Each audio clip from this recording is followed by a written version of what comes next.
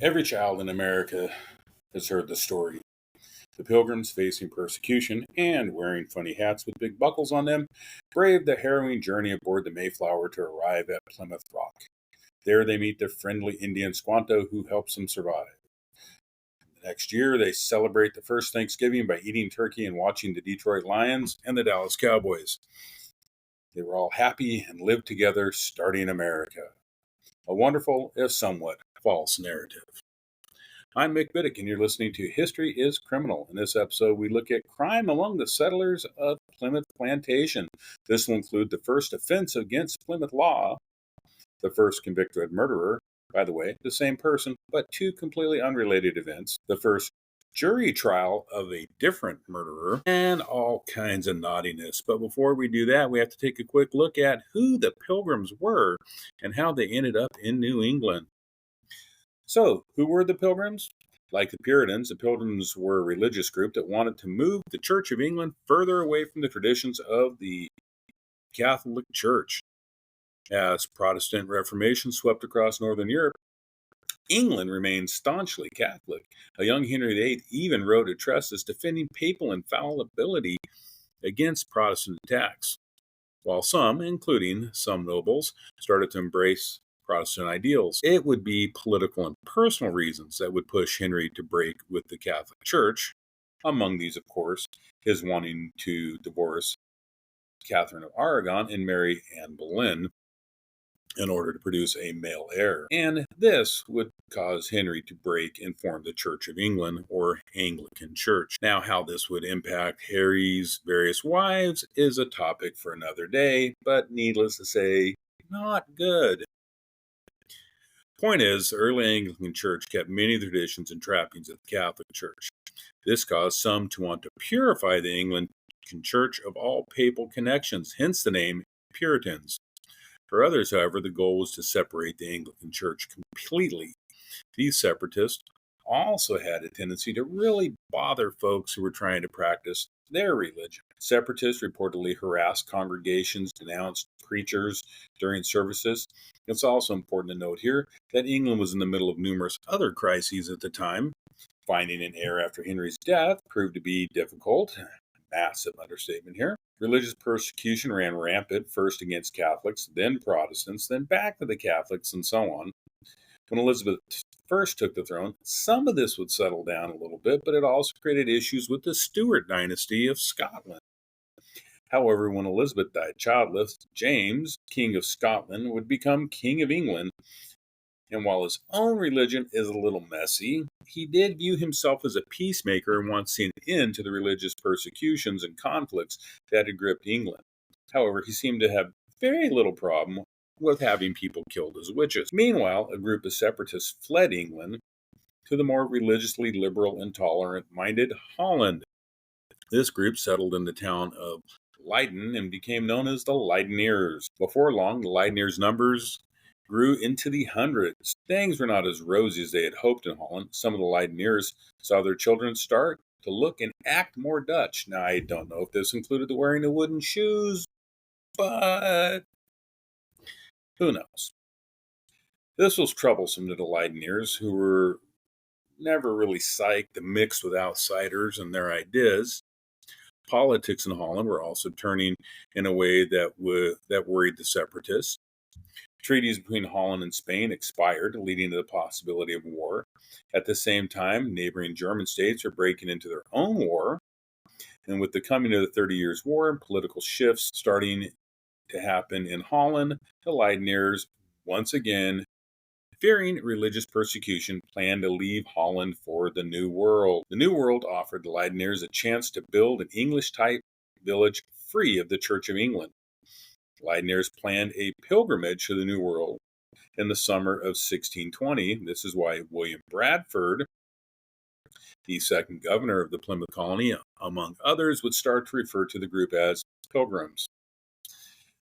The journey faced countless delays, and more Leideners dropped out of the trip. The crossing went from one that would take place in the warmer summer months to one that would take place in the colder months of October and November. It also turned out that now just 50 out of the 102 passengers aboard the Mayflower were pilgrims. The others were strangers who were not separatists.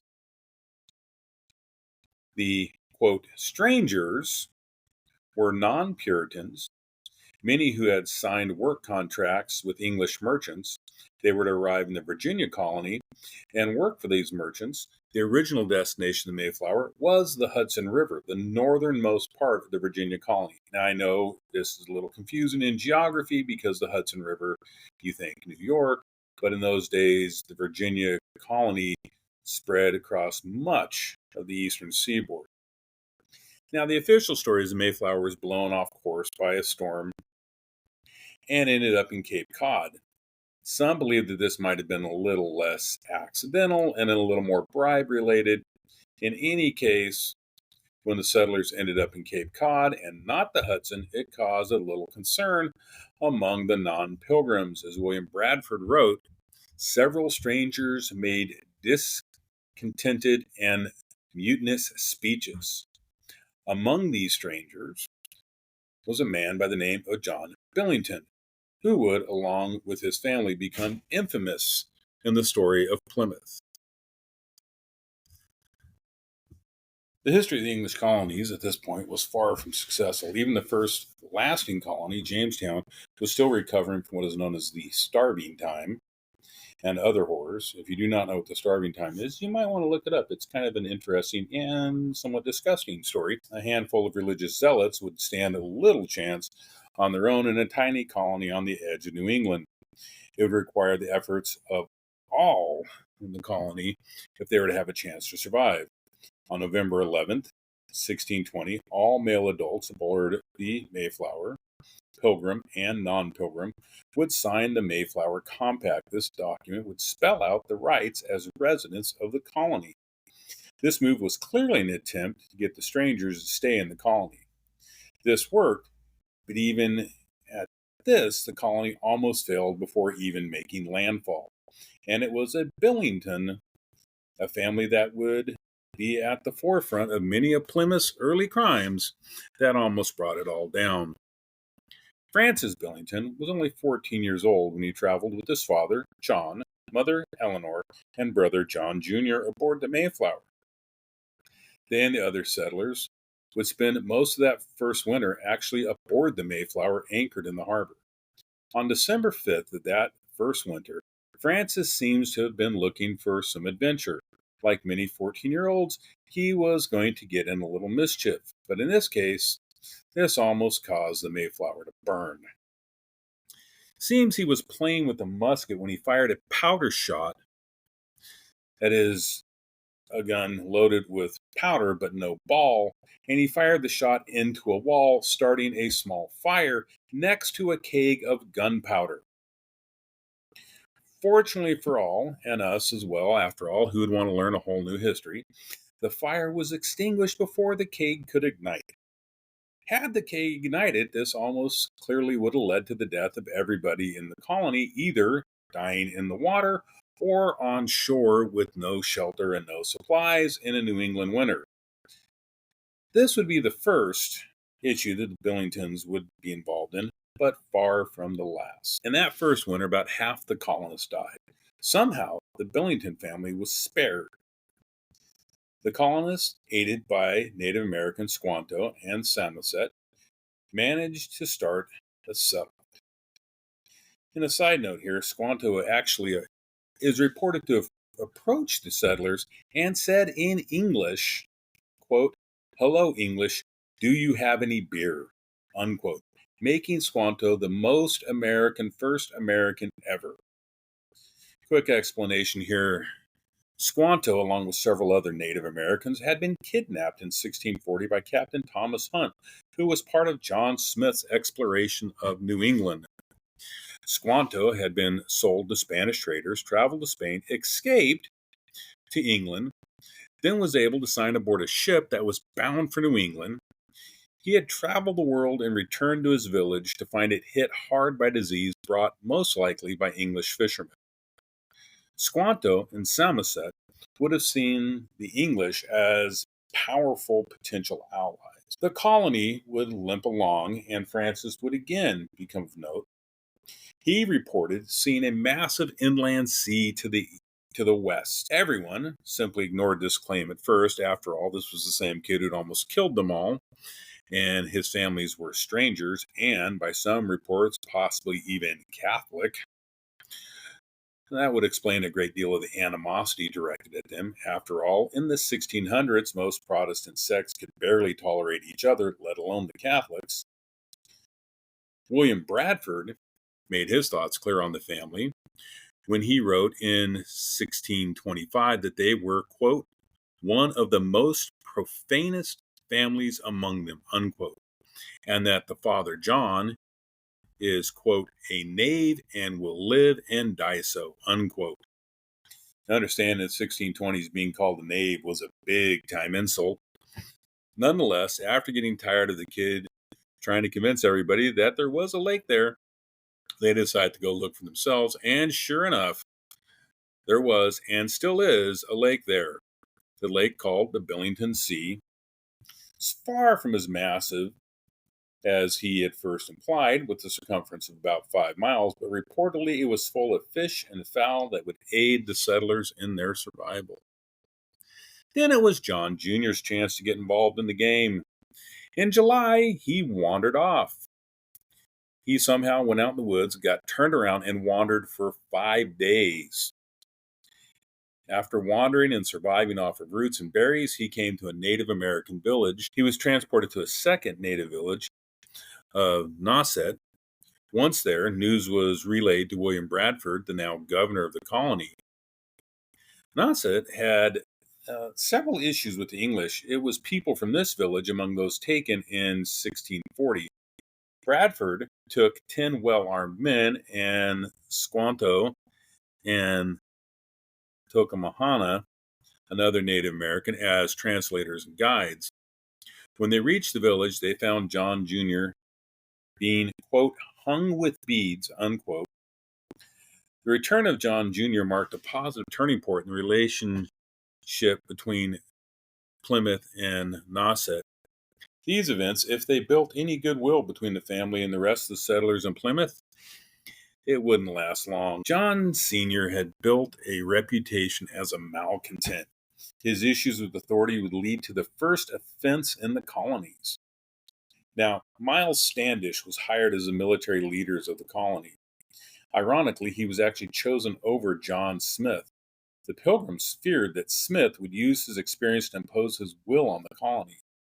Smith would later say that the colonists had hired him, or at least used his maps. It could have saved them a lot of trouble. Standish was not a bad choice to lead the colonial militia, but his heavy-handed nature rubbed some the wrong way. He was described as, quote, looks like a boy and in utter contempt, unquote. He was cocky and known to push others' buttons. Among those who grew tired of Standish was John Sr. Billington made his opinion of Standish known, and he would push the issue too far. In March of 1621, John Sr. refused to muster and take part in militia drills. He was charged with, quote, contempt of the captain's lawful commands, unquote. He was ordered to have his legs and neck tied. Now, I had a hard time figuring out what this was, but from what I can tell, it's kind of like hog tying somebody, and was a punishment used across the English world, especially when there was a lack of prison cells. However, he would avoid being tied by, quote, humbling himself and craving a pardon, unquote. As it was his first offense, he was granted a reprieve. This would be far from his last offense. This was not the end of Billington's run-ins with authorities. In Plymouth, John came into conflict with his neighbor, Newcomen.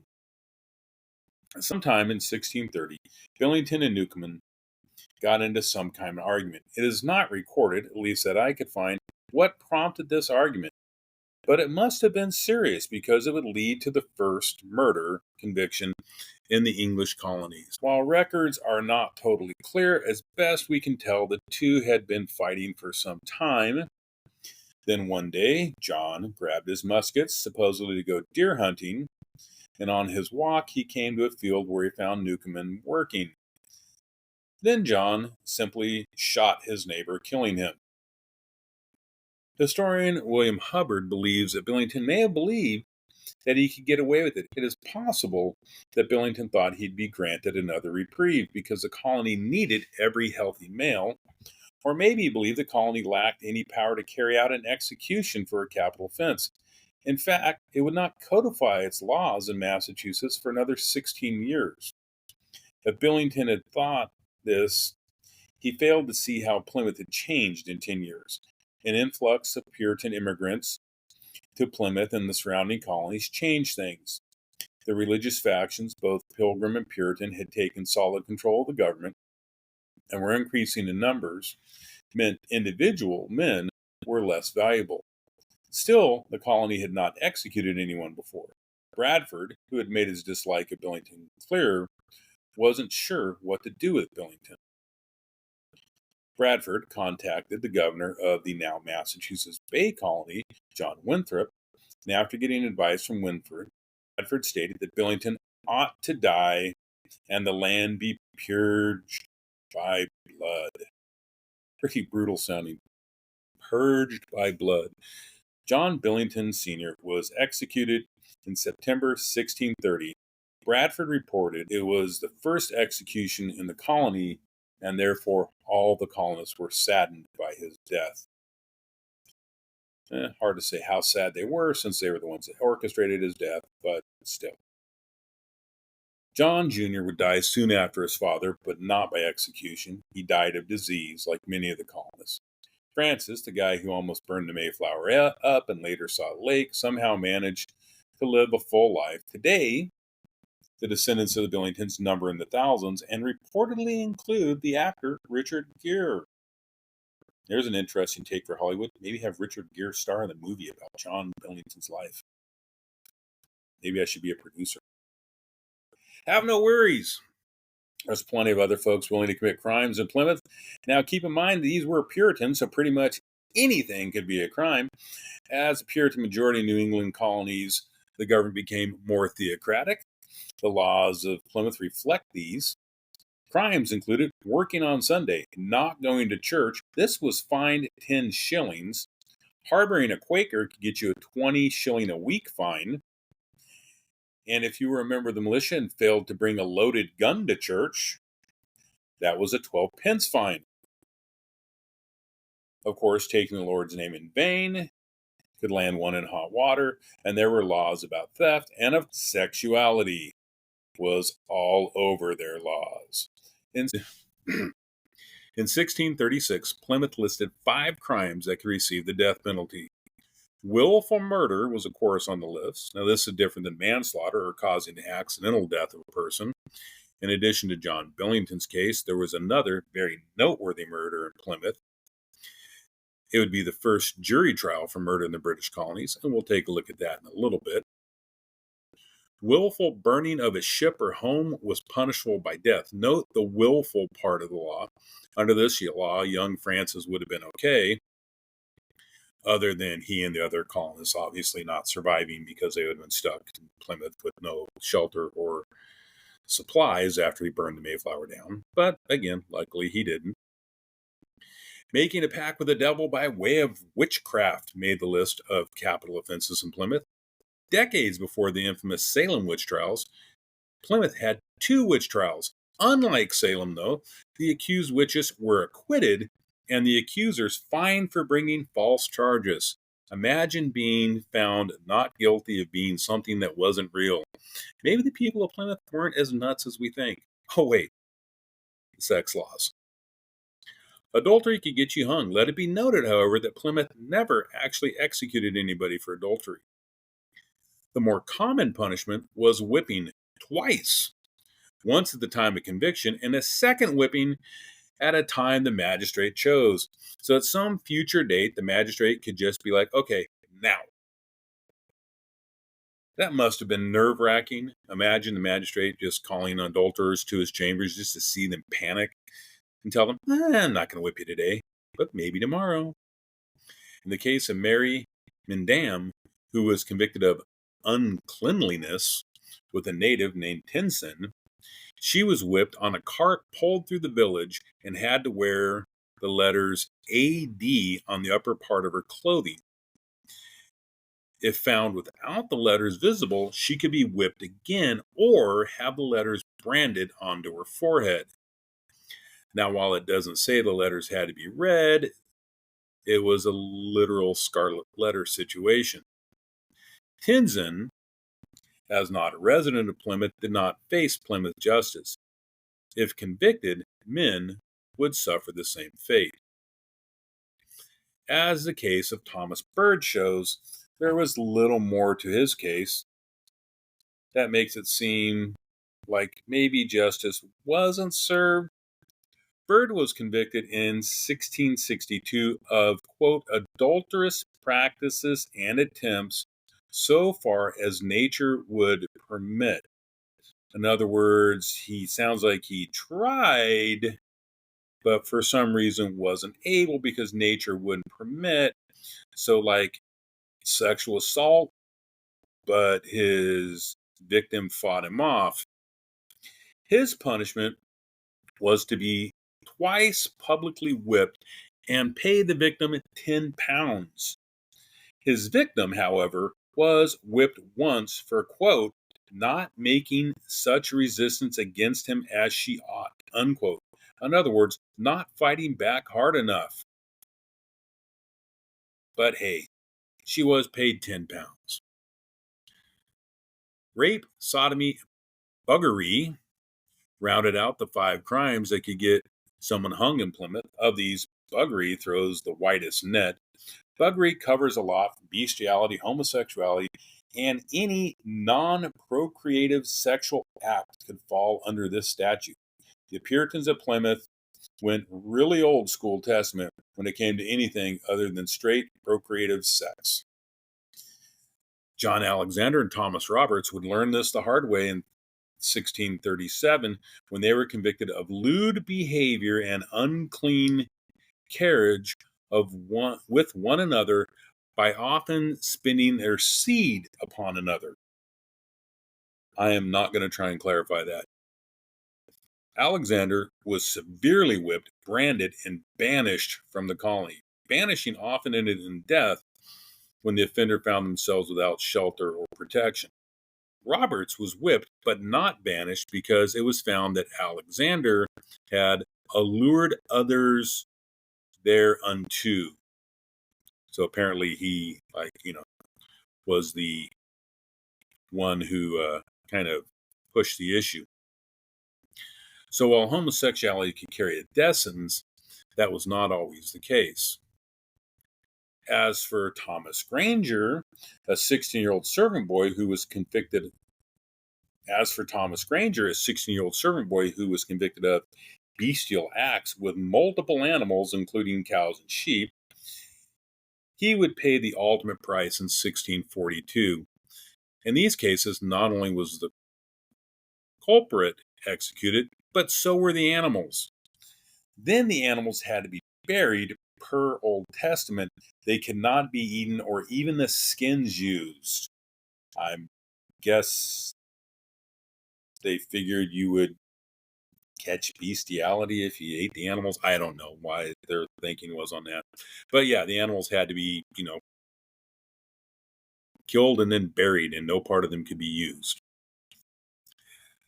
But it's going to be the murder of a Native American in 1638 by 4 white settlers that would usher in the first jury trial for murder in the colonies.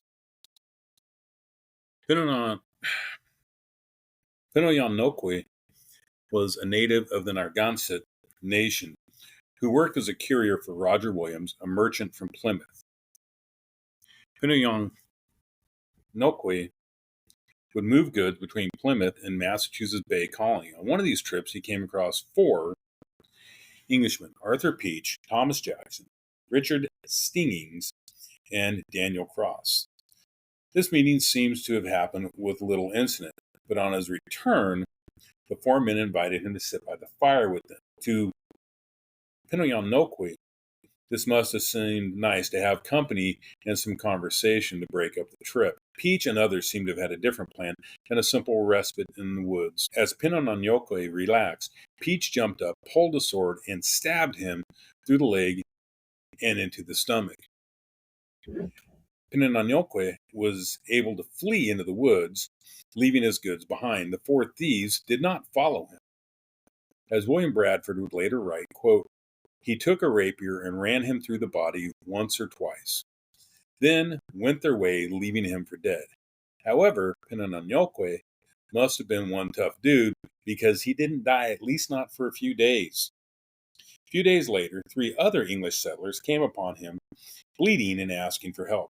Badly wounded but surviving, he told them what had happened. They sent for Roger Williams and 2 doctors.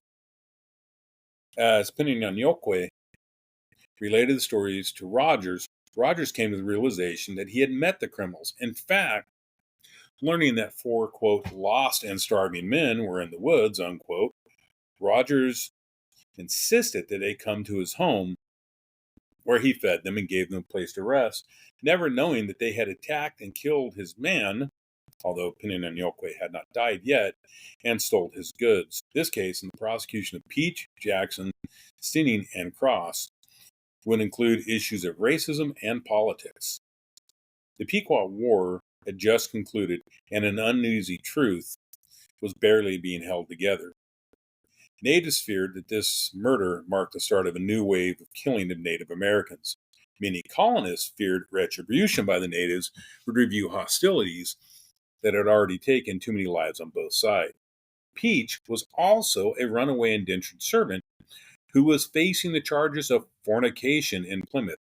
Quick aside on fornication in Plymouth and what exactly the punishment was. If a couple refused to get married after being convicted, they would receive a whipping and had to pay a 10-pound fine and up to 3 days in jail. If the couple agreed to marry, the whipping and jail were off the table, but they still had to pay a 10-pound fine. If the couple were already engaged, they had to get married at the time of conviction and were only fined 50 shillings. The fact that Peach had left Plymouth meant he was probably facing the whipping and jail time if he returned. Peach was also a veteran of the Pequot War and had served with distinction. But many had noticed on returning from the war he'd become lazy and refused to work and had fallen deeper into debt. Peach had no doubt killed natives in the war and very well might have been suffering from some form of PTSD. This does not excuse his actions, but might give some clarity to it.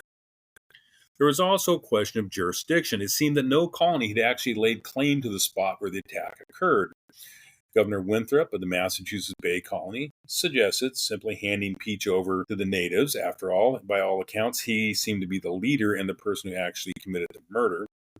So the idea was to hand him directly over to the and let them deal with him as they saw fit. Some questioned the idea of handing a white man over to the Native Americans for justice, and some even questioned if Peach should face punishment at all for killing a native. Thomas Prince, the governor at the time of Plymouth, feared if the accused made an appeal to the crown, he could be shipped to England for trial. To the natives, this might appear as if Peach and the others escaped justice and could again lead to hostilities. It was finally decided that because they had last lived in the Plymouth jurisdiction, that the jurisdiction would then fall to Plymouth. At the trial, the question was even raised if Pinononyoke had died. It seems no one actually saw him die. 2 doctors that had treated him testified that his wounds would have been fatal. In addition, 2 men from the tribe had testified that he had clearly died because no one had seen him. This was enough to convince the jury that he was, in fact, dead. As with all prosecutions, both in the 1600s and the 2020s, it works best if you have a confession. Roger Williams would write of the trial, quote, being often examined and the evidence produced, they all freely confessed, in effect, all the Indian had accused them of, and they had done it in the manner foresaid, unquote. He would continue to say, quote, "It pleased the Lord to force them to confess," unquote. It is not clear whether this was the nod to the idea that God weighed on their conscience to the point that they confessed. After all, Puritans felt actions were the result of either the influence of God or the devil in all things. Of course, it could also refer to a forced confession, with the only witnesses being most likely dead and no CSI at the time. This would have been the only hard evidence they would have, but it proved to be enough. Peach, Jackson's, and Stingings were all hanged for the crime. Cross had managed to flee to Maine. The colony in Maine refused to extradite him for Plymouth. Now, all in Plymouth agreed with the punishment. Many didn't think that Peach, Jackson, and Stingings should be hanged for killing an Indian. It is even likely that Peach didn't believe he would be punished for the killing of a Native American. This also almost surely played a part in Maine's refusal to extradite Cross. Even today, some might be surprised to learn that in 1638, Plymouth Colony treated the murder of a Native American the same as the murder of a white colonist. We know this would not always be the case, but at that time it was. I'd like to thank you for joining us to take a look at crime, sex, and punishment in Plymouth. As usual, I'd like to give a shout out to my source in this episode, Jennifer Carlton, PhD, in her article on allthat'sinteresting.com, Mayflower, the story of courage, community, and war. Nathaniel Thoroughbrooks, 2006, The Murder of Pinowinquay and the Trial of Arthur Peach, Plymouth, 1638, by Nathaniel Dorn, LibraryCongressBlogs.com, and let's not forget, of course, the writings of William Bradford. This has been History is Criminal. Join us next time as we take a look at Thomas Blood, the man who stole the crown jewels. He is as fun a rogue as you will find in the annals of British history. Till next time, this has been History is Criminal.